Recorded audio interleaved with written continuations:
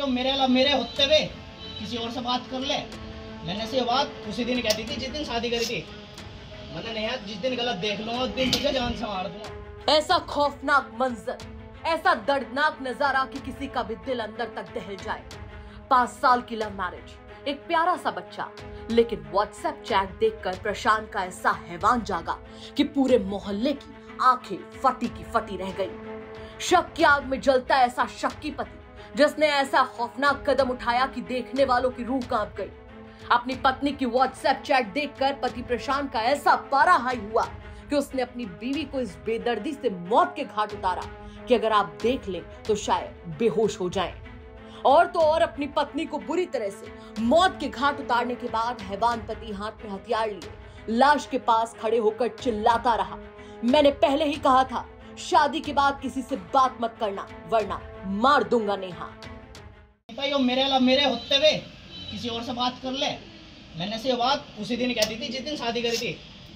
मैंने नहीं यार, जिस दिन गलत देख लूंगा उस दिन तुझे जान से मार दूंगा। दरअसल मूल रूप से सहारनपुर की रहने वाली नेहा ने करीब 5 साल पहले प्रशांत से लव मैरिज की थी। दोनों का एक बेटा भी था। कुल मिलाकर जिंदगी पूरी तरह से पटरी पर थी, लेकिन फिर रिश्तों में शक की दीमक लग गई। प्रशांत को शक था कि नेहा किसी गैर मर्द से फोन पर बात करती है और वो इतना सनकी था कि उसने अपनी बीवी का व्हाट्सएप अपने मोबाइल में लॉगिन कर रखा था। और बस इसी के चलते उसने ऐसा कांड किया कि जब पुलिस उसे जकड़कर मोहल्ले से लेकर निकल रही थी तो पूरा मोहल्ला देखता का देखता रह गया। पूरे मामले पर पुलिस का क्या कुछ कहना है, चलिए वो भी सुनवा देते हैं आपको। 1 बजे थाना बागपत कोतवाली विनोद नाम के व्यक्ति ने आकर सूचना दी कि हमारी पोती नेहा जो हमारे घर में रह रही थी उसके ही पति प्रशांत ने कर दी है। तत्काल हमारी पुलिस मौके पे गई और जानकारी प्राप्त हुई कि जो वादी विनोद उपाध्याय उनकी पोती नेहा थी, उससे लगभग 5 वर्ष पहले मोहल्ले के ही एक लड़के प्रशांत से लव मैरिज कर लिया था। उसके साथ रह रही थी। उसके 4 वर्ष का बेटा था और दोनों में विवाद चल रहा था।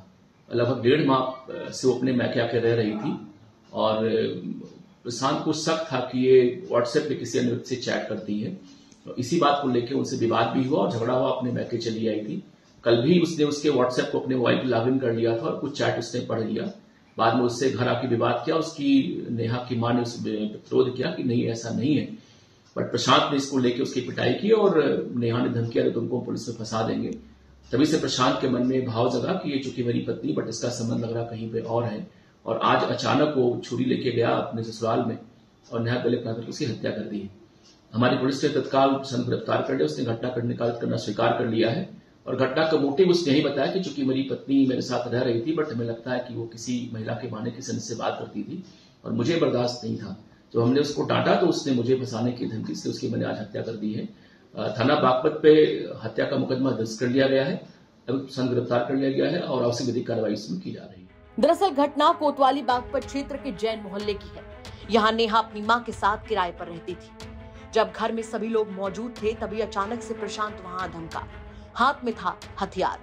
पहले कहा सुनी हुई, फिर वही हुआ जो खौफ से भरा था। प्रशांत ने सीधे नेहा पर हमला कर दिया। नेहा ने बचने की कोशिश की, लेकिन तब तक प्रशांत हैवान बन चुका था। हमले में नेहा की लाश खून से लथपथ फर्श पर पड़ी रही और बगल में खड़ा था प्रशांत, बेखौफ, चिल्लाते हुए, फोन पर बात करते हुए कि गाड़ी की चाबी वगैरह सब कुछ है, पुलिस के पास जा रहा हूँ। कमजोर थोड़ा ही है, पूछने का अच्छा करते हैं। ठीक है, मैं थाने में जाऊंगा, आके ले जाना, फोन गाड़ी की चाबी। अरे भैया। मौके पर पहुंचे लोगों ने पुलिस को खबर दी। पुलिस ने दरवाजा तोड़कर आरोपी को पकड़ा और शव को कब्जे में लेकर मोर्चरी भेज दिया। फिलहाल आरोपी के खिलाफ हत्या का मुकदमा दर्ज कर लिया गया है, लेकिन इस खौफनाक व्हाट्सएप कांड से पूरा प्रदेश अंदर तक दहल गया है। क्या कहेंगे आप इस खबर पर कमेंट करके जरूर बताएं। बागपत से मनुदेव उपाध्याय की रिपोर्ट, यूपी तक।